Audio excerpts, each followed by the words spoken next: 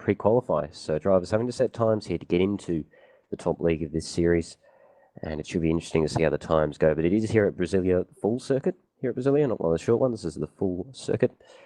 And we'll just have a look now at this track with a nice lap around it and in a bit more detail.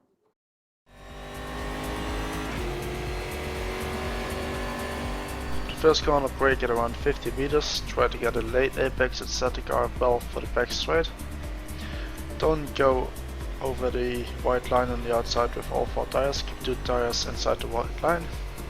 Try to keep the car at the left hand side of the track here approaching turn 2, brake at around 70 meters.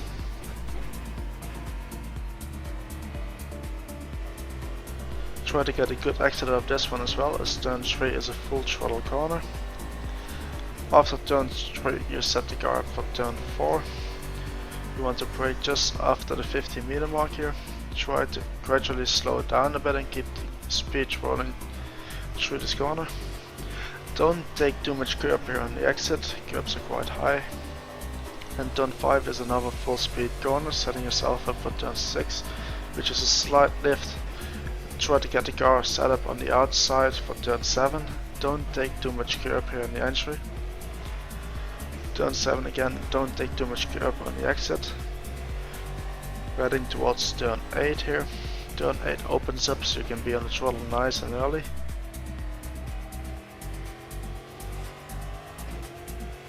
After this corner we're approaching turn 9, which is almost full throttle to set the car up for the right hander, which is turn 10. It's a long sweeping right hander again, try to keep your speed rolling through. Then on the exit, try to get a good exit on this one, because turn 11 is a full throttle corner. After turn 11 we're approaching turn 12, the final corner of this track. Try not to go in too deep, get a good exit of this one. Don't go too wide in this, and that's a lap around the Brasilia circuit.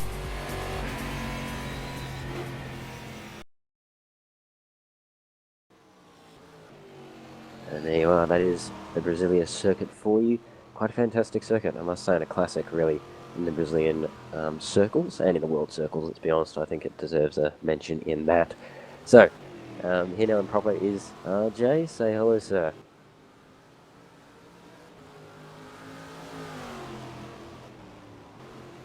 That's right, I think he's having some little few technical issues, but it's okay, we all have them. That's fine. Also, just if I sound a bit different, those of you who watched HPC might be thinking, oh, you're sounding a little bit different right now. It's because I've got a little bit of a cold. So if I sound a little bit different in a week's time, it's because I've recovered from that. So don't worry, I haven't been kidnapped or replaced or anything. So it's fine. As we already have guys out there, by the way, on laps.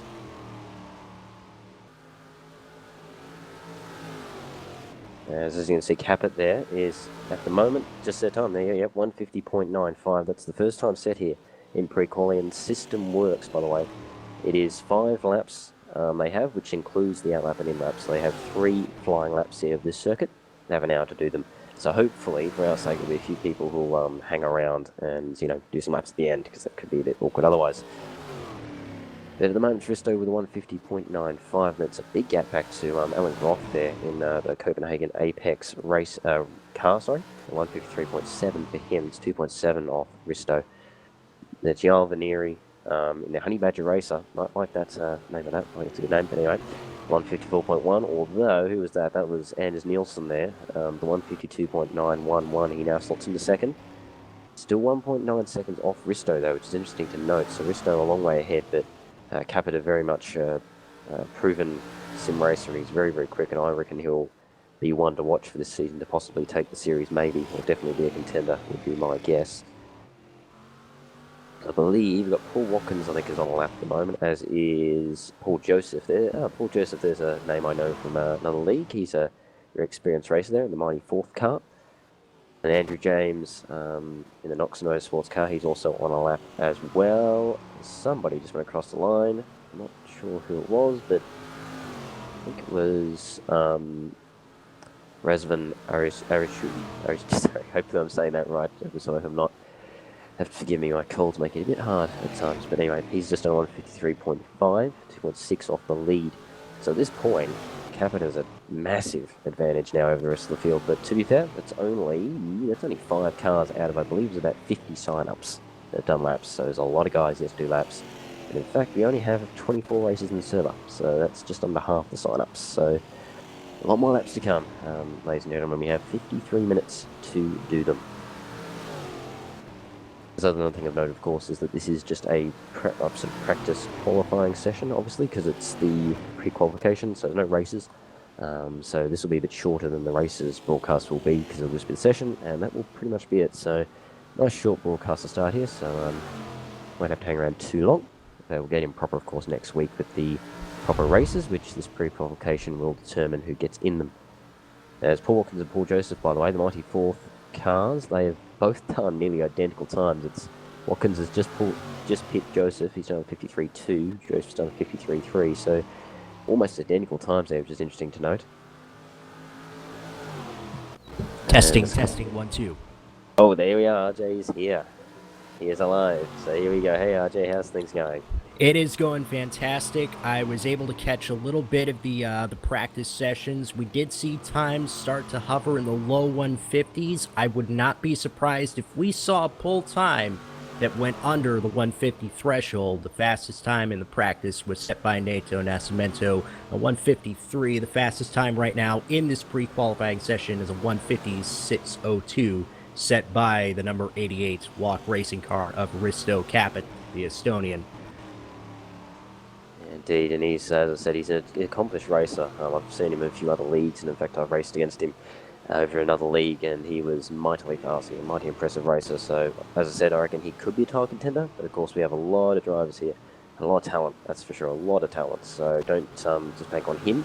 He's of course for Walk Racing, as you said. There's 2 of them, and then there's the Walk 2 racing cars as well. They're the sister team, which runs directly alongside them, and it would be good for Mr. C, of course, the team's owner. I'm sure he'll be happy to get both of them into, all 4 of them, if he can, into the top tier, wouldn't he?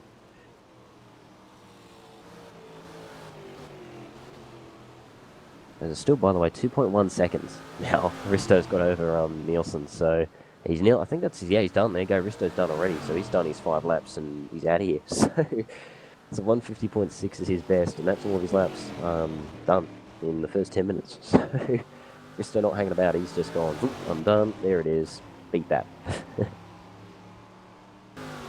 I do sense that could be, that should be safe, I would suspect. So I believe, I'm thinking 52s, 53s maybe in 51s are going to be the cutoff, but we will see.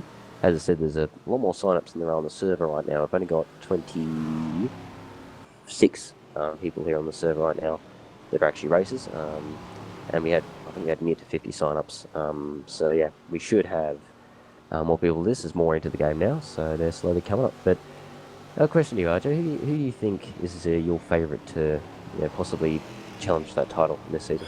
Well, from what I have seen early in this session, and admittedly my knowledge of many of the sim racers that participate in these leagues is very limited, but from what I've seen in the practice, the Walk Racing organization and all their drivers look to be the strongest all-around package.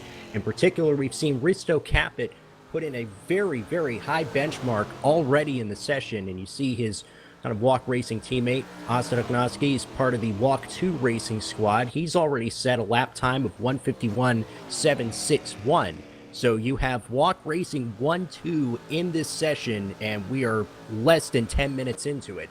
So they, to me, seem like one of the strongest challengers. But from what I have seen in the practice, Nato Nascimento of Ghost Racer is going to be a very tough out. He set the fastest time. He's gone into the 150s before. I do really feel like a sub-150 lap is possible from any one of these drivers. It just depends on how they're going to be able to execute, because you only have 3 hot laps in this session, and then an in lap and an out lap, and that's it. That's your time set. And most importantly, you're looking to get into that top split. The top 28 drivers will start the first race of the season in Cascavel in the primary server, which of course pays out points for positions 1 through 28. You get relegated to server 2 to start the season, you're only going to be eligible for points paying up to 29th place. So that can already put you into a deep championship deficit that you may not be able to recover from. Yeah, indeed, that's very true. It's exactly on the point there. Yeah, that's why they'll be wanting to get the top league, and also, of course, the top league, you get all the attention of the broadcasts, and just generally get the attention of everybody because you're in the top league, so you get more exposure, which is, of course, what everybody wants here. So, Walk Racing, as you said, still 1-2 here. It's Walk Racing and then Walk 2 Racing, the sister team there. They're 1-2 right now. But still 1.1 seconds Risto's got right now over the rest of the field. And as I said, he's done. He's done his laps already, so he's just put it in there, gone, there it is, beat that. So that's an interesting tactic. There is also, I believe, the two Mighty Fourth cars of Joseph and Watkins. They're also done their laps, so I think they're just doing their in-lap now. And then the other Walk 2 Racing car has also finished his laps, as has Alan Groth in the Copenhagen Apex car. So we've already got, and actually as Andrew James as well, so we've got a good chunk here. They've already done their laps, and they've just set them out there and gone, there it is, beat that, and we're done. So I'm interested to see how this progresses as people, as of course the session is, you can join any time, do your 5 laps in this time limit, and you can go. There's people leaving the entering the server as the session goes on, which is interesting to see. As I believe up to about 27 drivers now in the server. So it is growing. Oh, hello. Got someone under the time. So this is good stuff to see. We've got some good challenges here. Yeah, let's see what Ognoski can do on his final sector here. I'm just following the 2 car.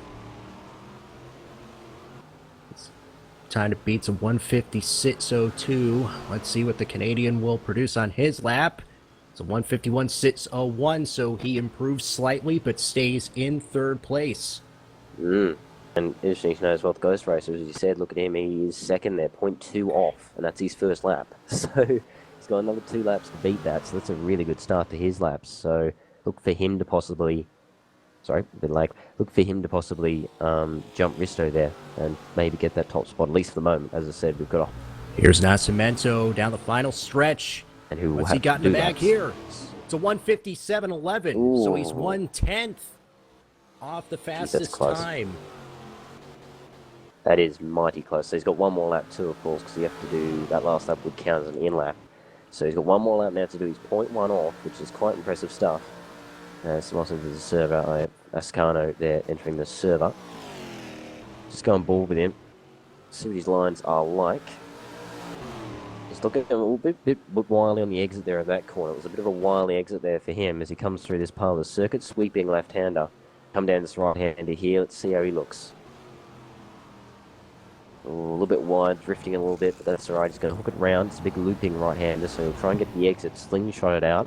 It's good, uses the road nicely. Yep, this is looking like a good lap, but will it be better? That's what we want to know. I mean, to be fair, I'm pretty sure at this point, with 57, I reckon that might be safe. I'm pretty sure it'll be safe for that top tier. You want bragging rights, don't you, really? You want to be first, so that's what you'll be aiming at. Yes, for some drivers, it is just going to be enough to get into that top split to start in the primary server and have that championship advantage. But for other drivers, they are fully content to just go all the way and set that fastest time. Eto Nascimento still trying to get down under that 156 margin. And one thing that was being talked about, as we would expect in a session like this, is track limits. You are only permitted to have 2 wheels over the white line at any time. Any more than you are subject to have your times disallowed. Yeah, indeed, it's a fair point, because if you don't have those kind of limits, it can get out of control. You can have people. I've seen people on leagues, they really abuse those track limits. So I think it's good that we've drawn the line in the sand very clearly, which is good to see. But I don't know if this lap's going to be better, and I don't believe it is. No. Oh, that's Risto leaving, right? That's going to make things awkward. Actually, Risto's left, so his time disappears, but that's going to make things slightly awkward. But that's all right. Yes, no, that was not better. He's still 0.1 off. I did notice he went wide at one of the corners, which would explain why he didn't improve. He just made a bit of a hash brown in that last sector, which is why he lost time. He's another one done lap. So, in fact, the top 7 on the times at the moment have all done their laps. And you've got to look down to Yuri Kastorp there, who co-commentated with me for HPC, so shout out there. And did a voiceover for this video here, for this track. He's in 8th at the moment with 153.4. He's the first of the non-completed lappers, if that makes sense. So, as we've got people, of course, still joining the service.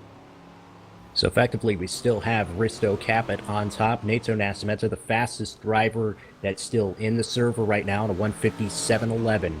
Frank Van Overen is third with a 151.546. Haas Oknoski, 151.607 in fourth. And Paul Joseph, Paul Watkins, Raz Van Arsuk, Alan Groth, Yuri Kasdorf, Theo Vandenbrink, rounding out the top 10 as Ognoski also departs from the server, doing the sim racing equivalent of leaving the paddock to check into the Monaco Hotel, which would be more appropriate if we were actually racing at Monte Carlo. Yeah, indeed. No, it's basically, isn't it? Going off to have a bit of a chill after that, done his job, go back, have a relax before seeing how the times go. It's basically it, isn't it? So Yuri's still going around, by the way. He's, I think, got one more. I think this is his last lap, actually. Or he's got one more after this. I think this is his last lap. No, I'm pretty sure this is his last lap. And he's 53.4, as I said. It's interesting to see the times. I was expecting him to be a bit more lower than this. 51s, 52s, but not 53s. So might be a bit of a discrepancy in the field here, which should be interesting to see. But yeah, you've got some very different levels of drivers here, which is good to see. A lot different from all over the place, really, all sorts of countries and so on. I've got a couple of Aussies in there, so shout out to the Aussies, because I'm an Aussie, so yes, up that ridiculous time, which is always fun time zones. I do love them, but anyway. As I saw someone under the lap, I didn't quite catch yours. I was Daniel Lee, right? He moves up to 8th, what will be 10th because of the two top guys leaving. And that was his first lap too, so that's a good start for him there. Whoa! Kastorp sloops it! Goodness. Oh, yep. So, oh god, I've got the tape delayed to 80 seconds. That's awkward. I should probably adjust that, but yeah, that's a shame for him. That's the end of his laps. Of course, he can't get out and do another lap because that's it. He's done. Because you can't. Obviously, the out lap counts as one. So by the time he gets out, that's all his laps done. So shame for him, but there you go. And he leaves the game. There you go. Well, it's a shame. But he did it. I think it was about mid 53 or high 53. So I'm interested to see if that is enough. It should be enough to get him into that top split. Now, I did see him at the corner just stand on it. These Brazilian stock cars, very similar to a DTM car or a V8 supercar in stature. Big, high-powered, V8-powered rear-wheel drive silhouette cars. They're certainly easier to drive than, let's say, a late 90s champ car or anything like that. But all it takes is just one slip of the wheel, one heavy throttle foot, and bam, you're around just like that. Yeah, that's very true indeed. I mean, I've had a bit of a crack in these things, and yeah, they definitely remind me of V8s. Just that big, slow, loose rear end. Definitely they are very similar. Of course, they are V8s as well. They're kind of the Brazilian equivalent, really, of them, and you can definitely feel that in the way they drive. They're very, very tail happy, which is good fun to drive. Though they're really good fun to drive. I do enjoy them. But yeah. Good series, and yeah, definitely one that I would promote, that's for sure. Is Daniel Lee coming around now for another lap? Let's see what he does here. 53.4, improves slightly to 53.3, jumps Alan Groth there. So jumps one spot, and any spot you can jump is crucial in the end, so it can always come down to that last spot in the top tier. So any positions count and are massively looked for here in this pre-qualification. As, who's that? Oh, Sergio Junior, by the way, in 52.1. He's the highest guy at the moment who's started laps and hasn't finished them yet. In third, what should be, I believe, 5th. Once everyone... once you count everyone that's left, and so on and so forth. Junior in the Ghost Speed car. They're another team that's bringing 4 entries to this race. You'll recognize Junior's car by the purple mirrors and wing end plates. Indeed, and of course, Go Speed. Obviously, I know them from FSR, of course. Back in the day, I used to watch the FSR highlights videos by Simon and BC. God, there we go. I remember them. Love them. Back in about, I think it was 2012, 2011. And I used to watch them, and that's where I know the name Go Speed from. So it's where they're most prominent. But here they are here in this series, trying to prove their worth and prove just how good and experienced they are. And so far they're doing that. The junior team, of course, sitting in, what would be 5th at the moment. We're going to lose track of that by the end of this. But anyway, he's sitting in 3rd on the server at the moment with a time that should surely see him in the top tier, I would suspect. But he's in the junior team, keep in mind, which is interesting to note. And then right behind him is his senior teammate in Miguel Lopes, in at 52.4, 3/10 behind. So interesting to see the sister team beating the senior team. I find that quite interesting. It reminds me of the F1, doesn't it, with the Toro Rosso beating Red Bull for a ton. Oh, yes, indeed. You see Scuderia Toro Rosso at the early start of the season with two rookie teammates outperforming Daniel Ricciardo and Danny Kvyat in much of the early race of the season. Of course, what's brought them back down to that level playing field is, of course, the shortcomings of that Renault power unit. But, of course, with these cars being roughly the same spec, you're not going to get that same sort of discrepancy. It really does come down to the differences between the drivers and the teams and the way they're able to engineer a good setup for these cars during pre-qualifying and also during the races over the course of this 5-race championship. Yeah, it's very true. Setup is crucial here. As you said, they're all similar spec, just like the V8s here in Australia and DTM and all those sort of similar series where it's all cars which are designed to be as close in performance as possible. So it really does mean that setup's going to be major here. So if you get a good setup, you can really nail that down. You're going to benefit massively here. So expect to see a lot of practice from these guys. I'm sure they're going to do a lot of practice laps in preparation for each round as they try and nail that setup. Because every 10th is going to count. So I believe Junior is on a lap, as is his senior teammate. They're both doing laps now. They've got, I believe, one more left. So this is probably their last lap. And then they're done with their 5 laps. So sorry, it's cold, not fun. Anyway, Junior's still going around, and ooh, I think he's had a bit of a moment there. Looks like he backed off, so I suspect that lap might be a bit off, but we'll soon see when he comes around. But I swear I saw him make a little mistake through the corner there, but maybe I'm seeing things, who knows. All right, he's just about finished with this lap, and we are a third of the way through this session. We have 37 minutes to go in this pre-qualifying from the Brasilia circuit. Track opened in 1974, hosted a non-championship Formula One race that same year it opened. Had been tabbed as the replacement for Interlagos back in the late 90s. That fell through. Also been tabbed for a MotoGP round last year. That has since been shelved, as well as the season opening race to this year's IndyCar series. So a bit of bad luck for what is otherwise a very phenomenal racing circuit here in the Federal District of Brazil. I gotta say, wonderfully tessellated and rendered sunshine cascading down over the circuit. Really a beautiful day for the race. Just a shame it's all virtually rendered. It's very true, yeah. It's a shame we're not there in person, but maybe one day. But did notice there, Junior just went to a 51.3 on his final lap there, which is quite impressive actually. When you consider things there, it was a good lap, and that should clearly put him in the top 28, I would suspect. Which is good for him, good for go speed as well. Also, Lopes improved on his final lap to a 52.1, which again, at this point, looks quite safe to get him Everything's through. running smooth. But Not again, too we'll many see if the drivers same out there. develops, as there's a whole bunch Go of do your guys who stuff. still haven't done laps. Shout out to an Aussie, by the way, because I should probably just get that out of the way now, so that it's out of the way. Sam Smith, there he goes, just improves to 53.7. He's still got, I believe, one more lap to go in that car. And yeah, go Aussies, I guess. Just get that out of the way now, and then we can show it.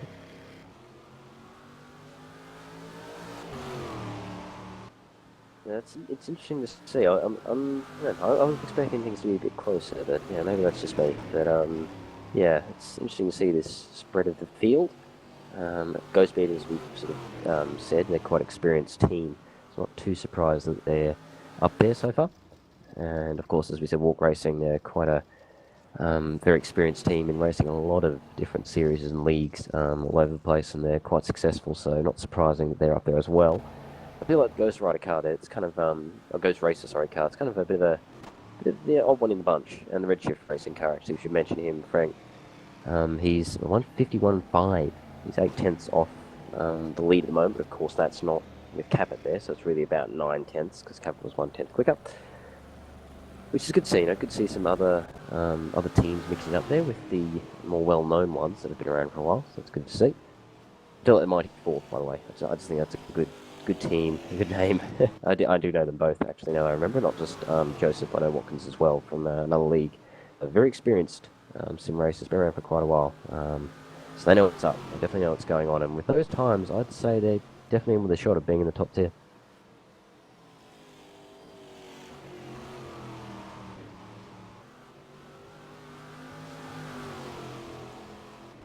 We've got 24 drivers in the server. Of course, a whole bunch of them have done laps. There's Ascano, I believe it is. I know from, again, another league. Few of them I know from other leagues here. Fabio, he is for Go Speed as well, by the way, in 51.6 so far. So it's interesting to see. Seeing a whole bunch of them sort of coming together there in the 51s, which is something of note. He's done 51.6 so far. That was his first lap. So again, he's got a lot more to improve here. He's got another couple of laps to get the time a little bit better. At the moment, the lead Go Speed. Oh, and big of course, walk up there Ooh. as he approaches that corner. Yeah, indeed. Yeah, it was a moment. A bit of a moment there, but he Surely. seems to be keeping his composure through the rest of the lap. And the number 9 Peugeot, wearing the Go Speed colors, all Portuguese lineup in the Go Speed team. He's going to be trying to assert himself as the fastest within the team, and of course lock in a position in that top split. Yeah, indeed, and I think the time so far I'd say should be safe, but again, we don't really know entirely here. Of course, people could have been, doing some offline testing just to sort of improve off the screen, so it didn't really show on the online servers. It is entirely possible. But let's have a look at this with Fabio.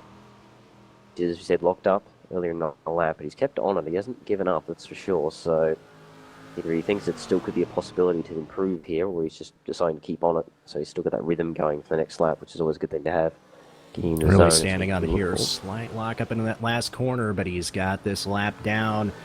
Let's see how he can improve here. He's in 4th now at the current time. He moves into 2nd among the current runners, a 151.121. So that is an improvement of over half a second that lap. Whoa. Big exit out of that turn 1. Of course, those track limits might come into play there. They've really got to make sure they are careful and considerate of those track limits. Almost MSA track limits, almost, although that may be a slight exaggeration. Ooh. Again, yeah, just again a little bit interesting on the track limits there once more. He's just maybe using a bit too much track. I'm not sure. It could definitely, I think it'll be looked at. I'm pretty sure laps might be looked at after the race for track limits, just to be sure, but that one there, he's looking a little bit, okay, that was good there, but a couple of the corners just looking a little bit maybe on the edge, so I'll have to see how that goes. But Asun Cow, by the way, I've just realised that the pronunciation of that last name, and he's, as we said, 4/10 off the lead at the moment, but that is not without Capit, so it's about half a second to be fair. And oh boy, that was a bit wide there. That could be a bit of a, in the eyes of the stewards there, could be a bit of a track limit extension perhaps, so not sure if this lap will count, but surely a 51.1, that should get him safely through, you would think. So if anything, this is just for bragging rights. Right. And speaking of making of memorable surnames, Rafael Zanardi, the Swiss in the field driving the Vodafone cars, moved into 7th with the time of the 152s there in that number 93 car.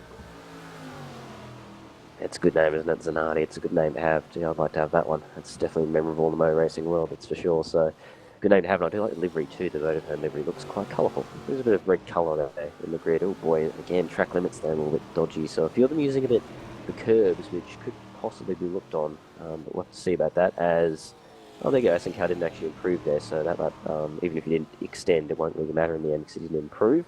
I'm pretty sure that should be all of his laps. So there you go. So if he ended on 51.121. You'd surely think that should be enough to get him through, though, in this top tier, you would suspect. But I guess we'll find out, but I would say he's safe. Doesn't get the bragging rights, but, such is the way of things, I guess. Zanardi, by the way, still going around here. That was his first lap. He did there, that 52.8. So, again, time to improve. As he's come around the last corner now. It's timely, but he's come around the last corner. Let's see how he goes. Put him on track limits there. So he goes to... It's a 151.911. Yeah. A good time there, and he's on his last flying lap in the Vodafone Chevrolet.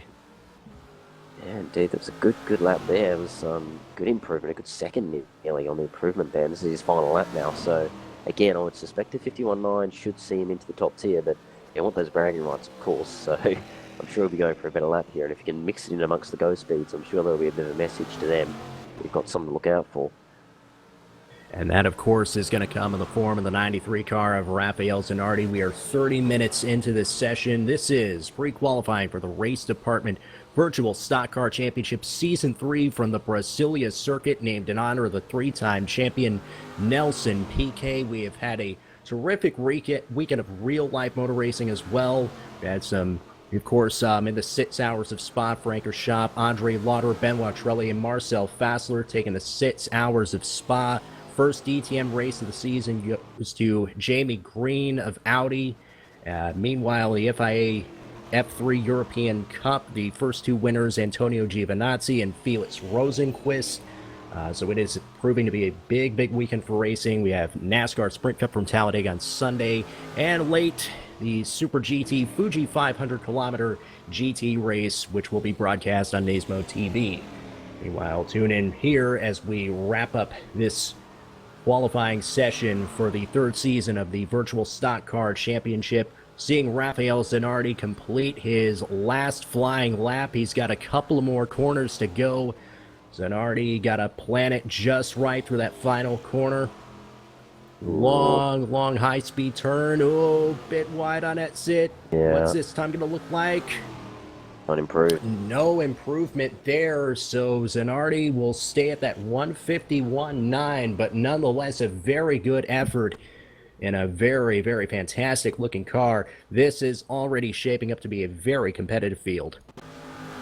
Indeed, no, I think it's a message, honestly. It's a bit of a message because he's kind of, he's for his own team, SRT. He's the only driver for it, so he's a bit of a lone wolf in a way, a bit of a shadow. You don't really know where he's going to come out.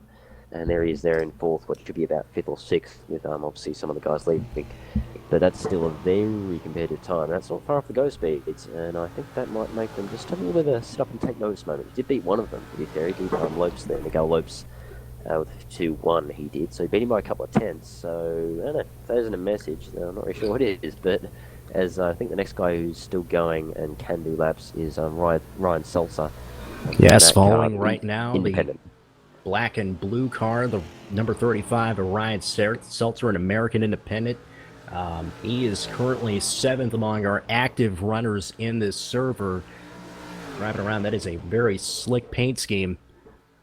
Very, very nice livery. And let's see what he's got on this lap. He's got about one more flying lap. Oh, big lockup. And, you know, just from driving the circuit around myself, that is a very tricky corner to get right. And, of course, exceptional thanks to the fine folks at Racer Studios for building and engineering such a wonderful sim as Stock Car Extreme for us to enjoy, and powering the Virtual Stock Car Championship. Seltzer on his last flying lap. What has he got here? Oh, it's a bit wide on exit, but if it stands, it will improve him to a 151.998. And of course, he pulls off to the side of the road and escapes on its way to the garage. Bending the laws of reality, of course, you can't do that in real life. What advantage that sim racing has over the real world experience. Yeah, indeed. No, it's a great little adventure. We can have him escape. Yep, so we're following Verve at the moment. He's in 12th. That's the other Walk Racing car, by the way. First lap, so he's only on 1 lap. It's 54.8 so far, which would definitely be in the danger zone, I suspect, for that top tier. But again, that was his first lap, so may have been a little bit of a mistake. But yeah, interesting to see with Seltzer, by the way. I'm in 51. So sort of message there again. Oops, sorry, a bit of lag. Message there again, and you know, he's independent, so he's not actually for a team. So that's, once again, take it to the big teams, and I like that. I like these independents, mixing it up. I think it's a good thing. So follow Verve around now. He'll be coming up to the end of the lap. He's coming around the final corner now. Let's have a look. It looks pretty good. Let's see how he goes with track limits here. Oh yeah, look at that, perfectly fine. Yeah, no worries there. Could have actually used probably a little bit more, in all honesty, but let's have a look. Doesn't improve. There we go. So one more lap left, and he's sitting down at 11th. But again, this, not including people who have left, and there's a good few that have left now. So realistically, he's probably down in about 15th, 16th, thereabouts. So, it's interesting. It's Walk Racing, as we said, they're very experienced, generally going to be quite high up. I mean, Capit's going to be up there, because, as we said, very experienced, very fast driver. And yet, his Verve and he's really seeming to struggle. So, signs of some interesting sort of change at mixes, maybe, here, with some experienced teams being a bit further down, perhaps? Right, and I mean it does happen to some of the best organizations. There are some times where parts of a team or maybe an entire team will have an off day. Most notably, we're coming up on that 20th anniversary where the great Penske Racing dynasty missed out on the Indianapolis 500 outright. A bit of a stretch of an analogy, but not too far of a stretch. Verver's lap time looking good so far. Looks very planted, very respectful of track limits here. So let's see what he's got in this last sector, this long last sector. This is actually not the layout that the real-life Brazilian stock cars use, but it is the layout that we are going to be using for this pre-qualifying session. Indeed. And it's a very obviously enjoyable track, as we said, and a good lap. I think it's good fun. I really think it's a good fun track, and shame it's not used in a more sort of international scale, as it really isn't. It's sort of more used just for Brazilian racing, and really that's about it. As we said, getting rejected from international series in earlier years, which is a shame. But here he comes around the final corner. Let's see how he goes as he improves. See Verver, what's he got? Ooh. Oh, it's good enough for second, a 151.377. So that is an excellent response from Goose Verver, the Walk Racing team. Indeed, he must have heard us. I reckon he must have heard us there. He must have heard, oh, geez, they're saying I don't have the pace. There you go. There's that. What do you say about that now? So, just proving the commentators wrong. It happens all the time. So it's good this is out of the way in the pre-qualification. I like that. So, there we go. So that's going to be right up there again. And again, interesting note, there's a lot of guys now in the 51s. So that cut-off time might well end up being a 52 even, potentially, if the pace is that good. So, yeah, we might have guys in the 53s here, like the Walk 2 Racing. One of the Walk 2 Racing is the 53-1. He might be in the danger zone. There's Segal there in the Redshift Racing car. Just behind him, he could be in the danger zone, maybe. Alan Groth even, as Angelo Dos Santos in the Copenhagen Apex car. First lap of 53-1. So we'll see if he can improve. But again, plenty of time to improve there. As also John Hicken is on a lap as well. So a few guys on laps now. And also Victor Salsa, the GS Racing, is also on a lap. Yep, just noticing Angelo Dos Santos coming out in that Copenhagen Cult car, one of two Brazilians in the field, wanting to represent well in these types of cars. Dos Santos setting a very good first lap. Let's see what he can do here as he continues his qualifying session in the Copenhagen Peugeot. Indeed. And it's looking all right. I mean, again, that's his first lap, so he's got two laps to improve now. I nearly said three. That's wrong, but yeah, he's got 2 laps to improve, and yeah, that's the first lap. That's a good solid start. We saw Verver, saw him just down in the 54s and then pulls a 51 out of nowhere. So just because he's done 53 doesn't mean he can't do a 51 or a 52. So I wouldn't say he's out of it. That's for sure. As also Salsa's a 53.6 by the way in his first lap, so he moves into 9th at the moment. But again, a whole bunch of guys have left, so he'd be a bit further down than that realistically when you look at guys who have left and count them too. DeSanto. Well, thinking of that's all right. DeSantos just going around now on his next lap. This is his second lap. He'll have one more after this, and that'll be it for him. So he'll be looking to do well here. Again, as I said, 53. Should be enough, but again, we'll have to see. We've only got 21 minutes left in this session, by the way, so already up to the last third. That's how quickly it's gone. It's flown by, really, when you think about it. But is he, bit interesting on track limits again. Let's have a look. Let's see how he goes. To 52.7, so improves by 4/10. That's right. Now he's got one more lap to try and gain any more ground if he has any more pace in him. Angelo Dos Santos trying really hard to push up further into this field and secure a place in and I guess you would call it the premiership of the Virtual Stock Car Championship, avoiding relegation to the championship of the Virtual Stock Car Championship. That, of course, would be the secondary server. 20 minutes left to go. Dos Santos now pulling up into the more technical section of the track now in the real-life Brazilian stock car circuit. They would just take that wide exit out of that corner and not make that hairpin turn into the technical infield section. They used kind of a national layout of this track. Now, of course, this is the full layout. Lap times coming in around the 1 minute 50, 1 minute 55 range. I know my own personal benchmark, about a 155 as well, which is why I'm up Indeed. here and not doing the driving down there. Yeah, no, I think I would be probably in the same pace. It's not like I do much better, so I think that's why I'm here too. Honestly, secretly, we were chucked here because hello, John Higgin, by the way, we were chucked here because we weren't as fast as I was going to say. It's finish that sentence off, but John Higgin there is a 52.2. Excuse me, I know a cough there. But for Nito Velox there by Infinity Esports, the longer name. But yes, no, he's now moves into fourth. But again, considering people who have left, that would be lower down. But yeah, 52.2, that's a good time. But as I said, there's round he goes. Oh, yep, loses it through the fast right-hander there, loses the re-ran from what I can tell. And that would be lap gone. And I suspect whoever that was coming up behind him probably had his lap ruined too. Dos Santos improves to a 152.569, still stays fifth among the active runners in this session. We have 18 minutes and 42 seconds remaining in this pre-qualifying session here at racedepartment.com. This is pre-qualifying for the Virtual Stock Car Championship season number 3, which will kick off next weekend officially with round 1 for the Cascabel circuit. It's a much different circuit. It's a lot shorter in nature, a lot of undulations compared to this flat Brasilia circuit. It presents all its own unique challenges all to itself. And of course, this championship will take us from Cascavel all the way to the end of the season in the unfortunately now demolished Hakaripagua circuit in Rio de Janeiro, which has unfortunately been bulldozed to make room for the Summer Olympics and the World Cup. Yeah, it's a real shame, isn't it? That's been taken out for that, which is a shame. Lose another circuit, but I guess it's the way of things, isn't it? You need to make space for those Olympics, and I guess they decided that was fair game in a way. But also interesting to note, by the way, John Higgin,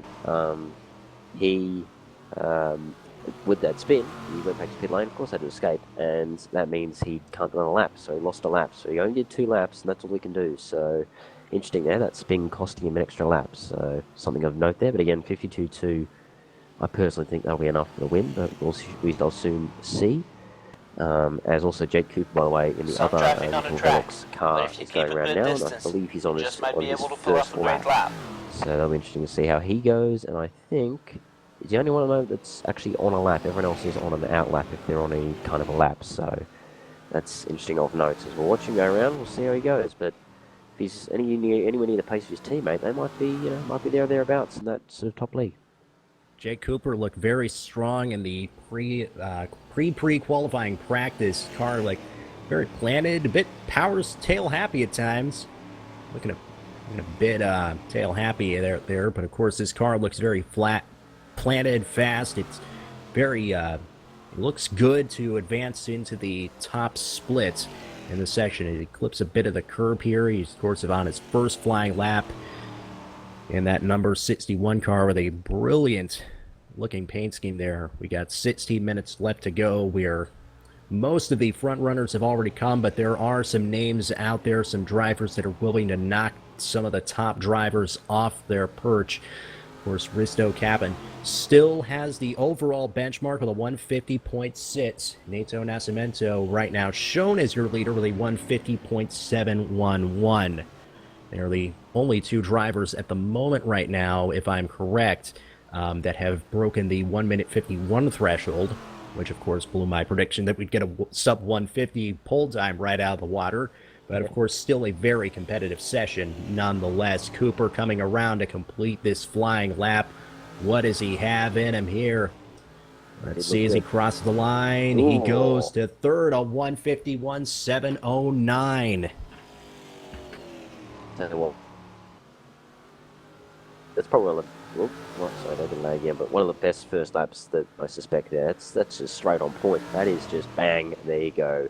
I'm not messing around. So that is a very, very good first lap. There's also Craig Patterson's for Williams Grand Prix Engineering. He's on a lap, as is Antonio Marino, and Mark Conti as well as on a lap, and the Honey Badger Racing car also is on a lap. So there's a few guys now on laps. We might get a little bit of a flood of times here as people sort of start trying to pump out those lap times. So keep an eye out for the positions to change a bit here as people finish their laps. As who is that finishing it? Okay, so the Whirlwinds racing car just starting laps. There's another one on a lap, by the way. I think the one to watch here is definitely Jake Cooper. With that kind of a lap, I wouldn't be surprised if he breaks in the 50s too and becomes our third man to nick down in the 50s. And who knows? Can he break into the 49s? We'll soon see, I guess. Right, of course. And you mentioned those Williams Grand Prix engineering cars, a two-car team running tributes to some of the more iconic liveries of the famous F1 team. Andrew Harper's number 55, a tribute to the early 90s cars. Also has those very amusing Sonic the Hedgehog legs from their brief sponsorship with Sega. Very reminiscent of the liveries run by Nigel Mansell, Alain Prost, Ricardo Patrese, Terry Boutsen, and then Craig Patterson in the 77 car. Obviously very evocative of the Williams Martini Racing colors. In fact, has the Williams Martini Racing emblem on the car, carrying the number 77, made famous, of course, by Valtteri Bottas. Good old Valtteri. Gotta love old Valtteri. Hopefully as well. I do like old Valtteri. Just going to put a little mention F1 there. Sorry, excuse me again. Coughing fit. Yes, no. Hopefully Bottas gets good results this year, because I do quite like him as a driver, but Cooper's coming around now, and he doesn't improve, by the way, on that second Cooper, lap. no So improvement on his second flying lap, so he's got to have it something here in this next lap. Oh, big, wide exit out of that first corner. Yeah, I know. I'm interested to see how many people are going to get sort of looked at for track limits here, because we've seen a few that are a bit sort of iffy on the track limits, and they were very, very clearly stated in the league information and the league forums what they were. So I know I'm going to be interested to see what happens on that, because we may see some people get laps taken away or even redacted if they're seen as cutting, and that could really change the order of things in that first round. And of course, it was discussed prior to the start of this session as well. Of course, all the great folks who helped bring the Virtual Stock Car Championship together. They want this to be a successful event, which means they want this to have the highest driving standards possible.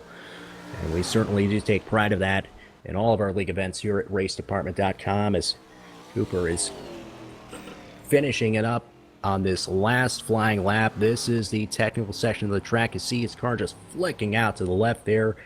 And now through some of these high-speed corners, Brasilia circuit has a ton of these. It, like I mentioned, is almost like a Brazilian take on the Silverstone circuit, with the sheer wealth of high-speed corners, not a lot of elevation change, very flat circuit. You're going to see a lot. It really does come down to how well these cars are set up and how well that they handle these fourth, third, fifth gear corners. Yeah, indeed, yeah, it's very flowing circuit. A lot of mid-range corners, as you say there. A lot of fourth, fifth gear stuff, which is interesting to note. But let's have a look here. He's just crossed the line for his final lap. Can he improve? No, he can't. So he stays third. Yeah, 51.7, which is interesting. He looks so promising to get that lap straight away, but I guess he just couldn't improve, couldn't find the ideal line. So that's it for him. But again, I suspect that should be safe ground, I'd suspect, for him to get in. I'm thinking at this point maybe 53, 54 is probably going to be a cutoff at this point, as we're getting into the last 11 minutes of this session now, and we're getting into the last stage. We should see if there's anyone who's going to be a late comer. But yeah, so there's a few guys still on laps, and they're a little further down. The highest guy is still going is Craig Patterson in that Williams racing car, as we said, a tribute to the modern racing cars, made famous primarily by Valtteri Bottas. And oh boy, big lock up there into the corner. That's going to cost him a lot of time. That left-hander, a big old lock up, and it's got to be at least, a few tenths there. I'd even say half a second perhaps of time he just lost there with that little bit of a lock up.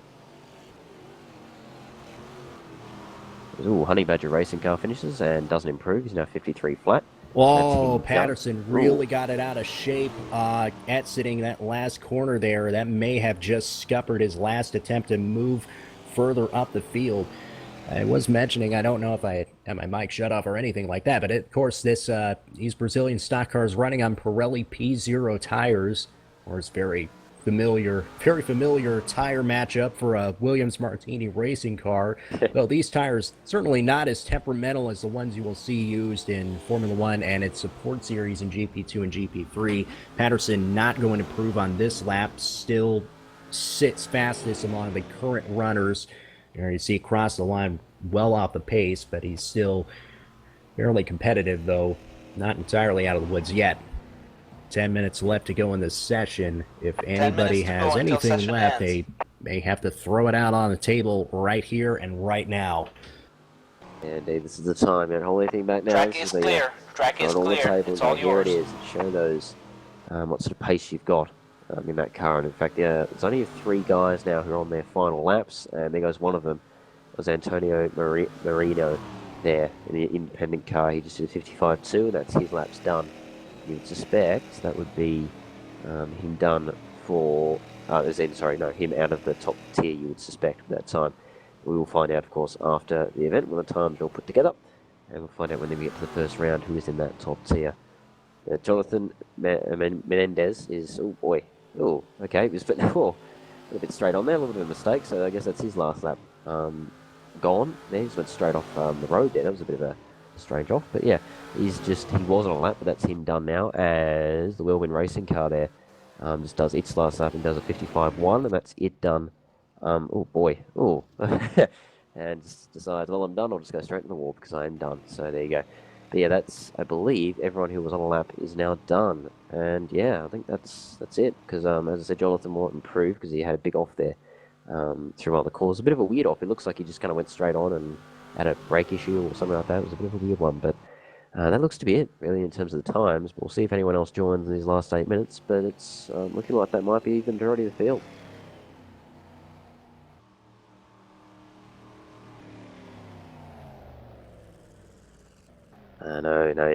Looks like we've got everybody out of a lap, it looks like. Yeah, we currently don't have any runners here.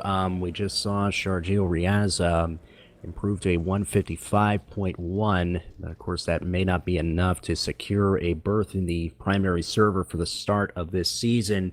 Let me just run down the list of dates. It, of course, is a 5-race championship that will start at the Cascavel circuit on May 9th.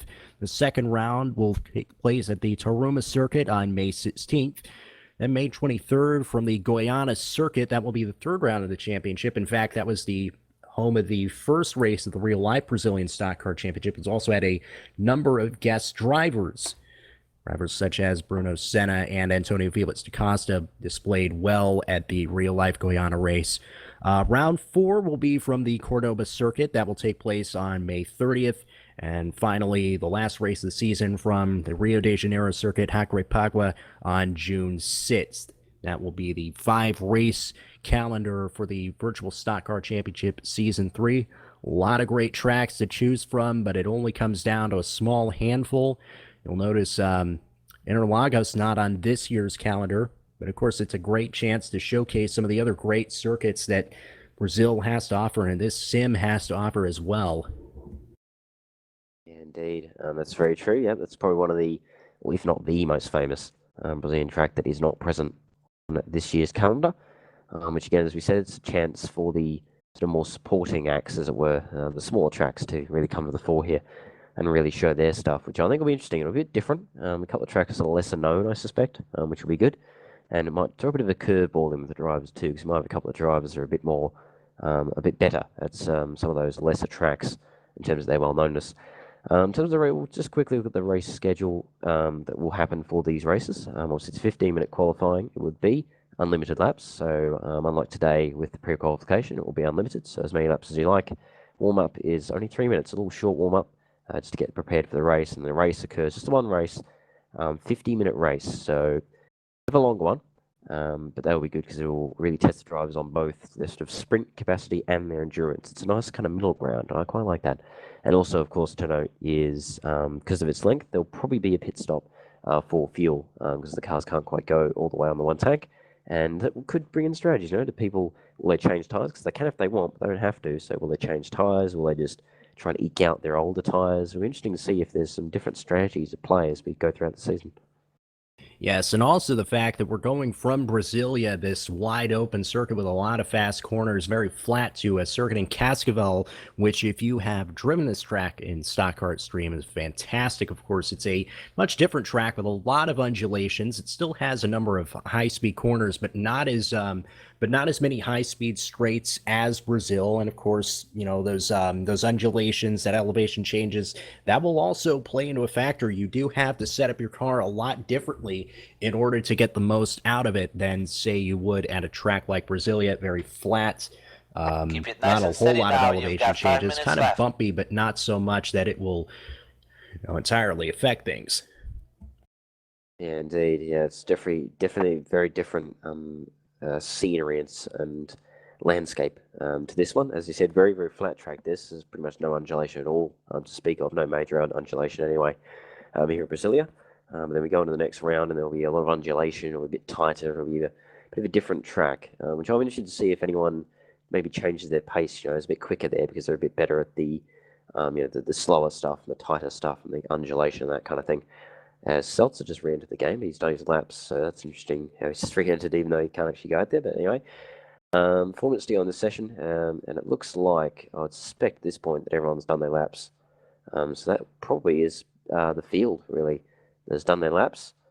So yeah, we just sit here and wait for the session. We might get a late runner, potentially. But yeah. And one question I'll ask, RJ, is what's your personal favourite you're looking forward to in this season out of the tracks that are on the calendar? Oh, I mean, obviously, looking at it, as I mentioned, the Cascaville circuit, I'm really attached to that circuit just from my time playing it, just pounding around laps in a bunch of different cars. Of course, stock car extreme more than just the V8 stock cars. Of course, the phenomenal Formula V cars, great variety of Formula One S cars, such as the Formula V12 and the Formula Classic.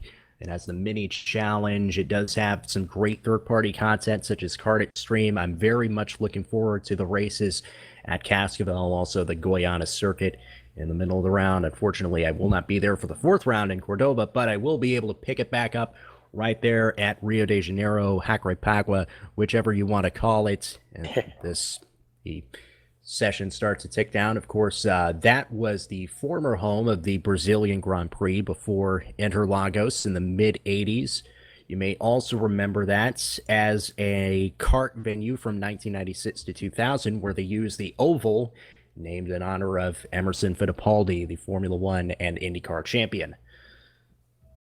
Yeah, indeed. That's a very good point there. It's good stuff. And, as you said, good tracks. That should be very interesting to see. Some different ones. I've already said we've got this one and the next one is just polar opposites nearly in terms of their layout. And then you've got some differentiation, which again could bring out some differences in pace as well as setup, because some might find it better and easier to set up for certain tracks than others.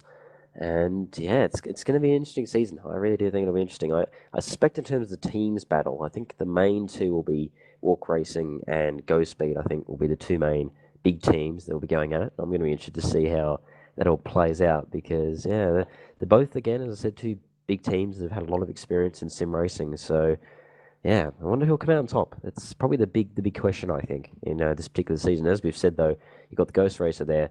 He's in there on the pace with Risto, and he's a bit of an independent kind of on his own sort of deal there. And he could maybe be a bit of a wild card, perhaps, to sort of throw in amongst those really experienced, long-lasting teams.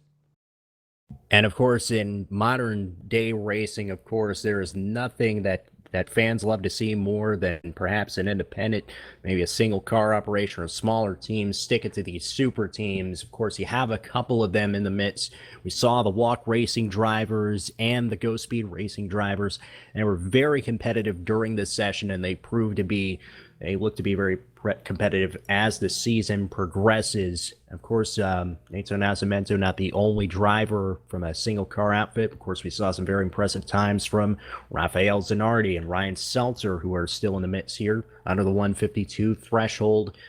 Now, see some very good times from a ton of drivers, and this series will prove to be very competitive just from what I have seen. We have a minute to go. It's been a very competitive qualifying session, and it looks to be a very competitive season overall. And we did touch on this a little bit, mentioned in the intro. We do have to pass once these races start.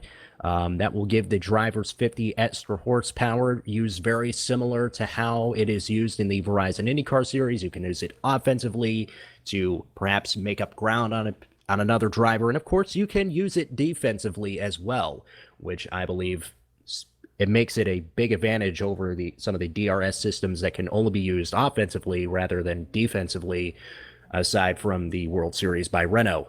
10 seconds left to go in this session. and it is Risto Kappen who set the overall fastest time with a 1 minute 50.6 seconds for walk racing. The time has expired, and these unofficial results will be tallied out, and once the results are made official, we will know who the 28 drivers will be that will start this season in the primary server and compete for the championship in this, the Virtual Stock Car Championship Season 3. This was an absolutely fantastic session. Your thoughts, Thomas, as we start to wrap up here from the Brasilia circuit? Yes, well, indeed. I mean, as you said, interesting session. It's one that, I mean, I was expecting it to be quite close, as I said. I was expecting it to be a bit closer than it was. I was expecting sort of a lot of 52s and 53s, and there were... Oh, there's my game having a little moment there. There were quite a few that were in that time zone, but it was a little bit more spread than I was expecting, I'll be honest. But it was good to see the independents, a couple of independents and smaller teams getting in there. But as I said, I think something that will be interesting to see in the aftermath of all this will be the sort of the looking at the track limits and the track extensions, because I do think there'll be a few there that might get looked at and may get a bit iffy there on if they were within the track limits. So look out for that. Of course, look at Race Department, the website, racedepartment.com. In the forums there for this championship, there'll be details, I'm sure, of the results of the pre-qualification. They'll be put up there, and keep an eye out there for what they'll be, and then we'll get to round one, and it'll all kick off. And I'll tell you what, I am massively keen for this to start. It is going to be so much fun. Absolutely, Thomas. I cannot agree with you more. And of course, you can check out the first round of the Virtual Stock Car Championship Season 3 Basketball Circuit at racedepartment.com. And the live stream, we do want to send our thanks to Davy Vandevenne and Yves LaRose for helping make this stream a success, and my partner Thomas Hinss for helping us.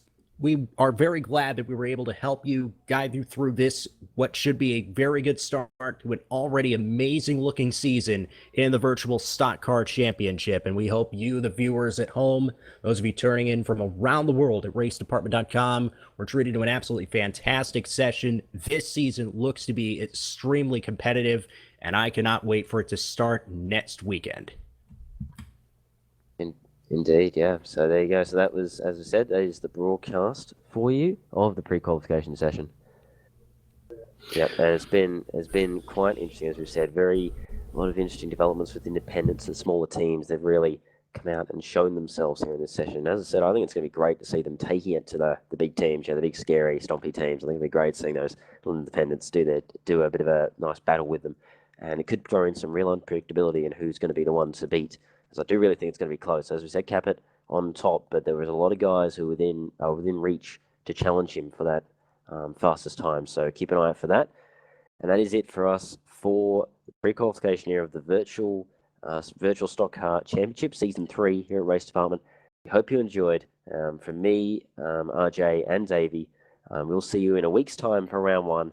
Until then, bye for now.